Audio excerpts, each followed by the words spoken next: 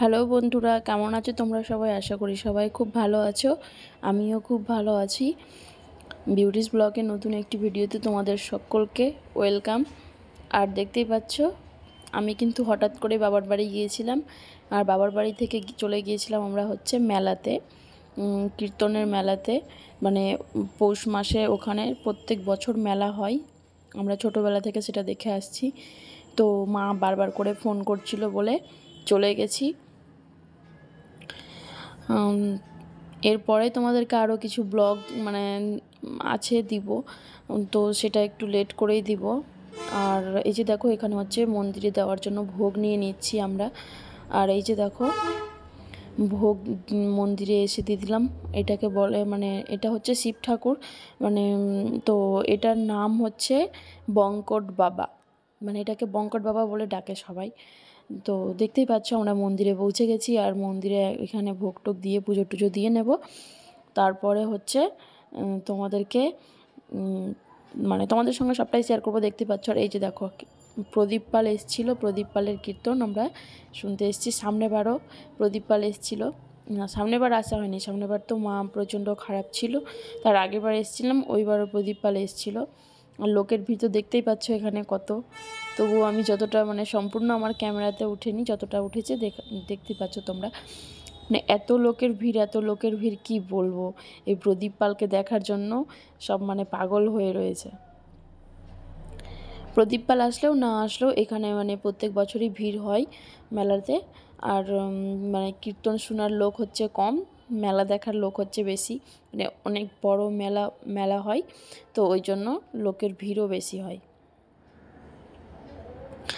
তো দেখতেই পাচ্ছ কি সুন্দর করে সাজিয়ে রাখা হয়েছে।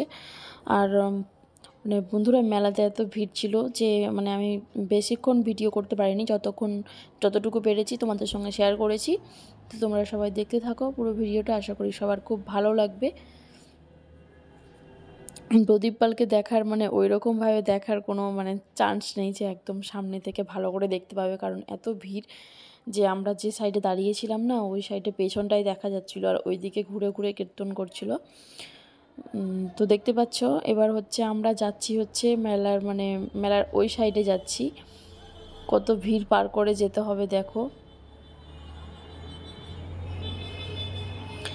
মেলার ভিতরে ঢোকার রাস্তা হচ্ছে এই ডান সাইড দিয়ে আছে লাইন ধরে। আর এগুলো সব কীর্তন শোনা হচ্ছে, কীর্তন শুনছে সব বসে বসে। তো আমরা এখন চলে যাব মেলার ভিতরে। আর তোমরা ভিডিওর প্রথমেই কিন্তু দেখতে পেয়েছো যে আমার বোন হাসছিল। হ্যাঁ, আমি ভিডিও করতে শুরু করলাম তো ও একদিকে তাকিয়েছিল, অন্যমনস্ক হয়েছিল। তারপর হচ্ছে আমি ওকে বললাম, তারপরে ও হাসি পেয়ে গেছে ওর। আর ওটা হচ্ছে আমার মা ছিল, আমার মেজ বোন ছিল, সবাই ছিল। আমার বোনের বড় ছিল, শুধু আমার হাজব্যান্ড শুধু যায়নি। আমরা তো কিছুদিন কয়েকদিনের জন্য বাইরে গেছিলাম ঘুরতে বাবাধামে। তো সেখান থেকে ঘুরে এসেছি। তো সেই জন্য বাড়িতে কিছু কাজ ছিল বলে আমার হাজব্যান্ড যেতে পারেনি। তো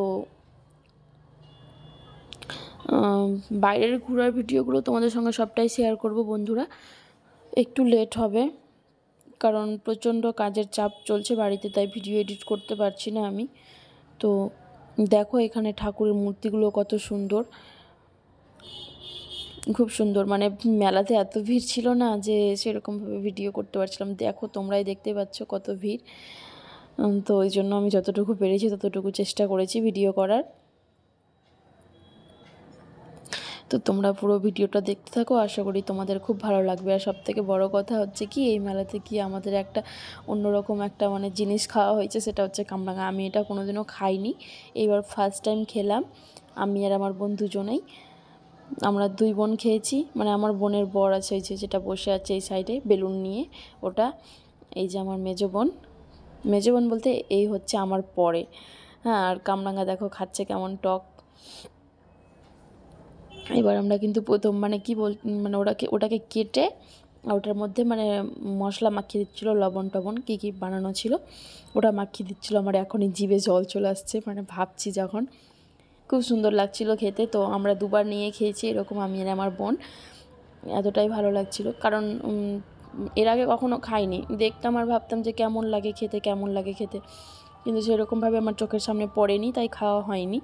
তো এবার লাস্ট মানে পড়লো চোখের সামনে, তো ওই জন্য খেলাম।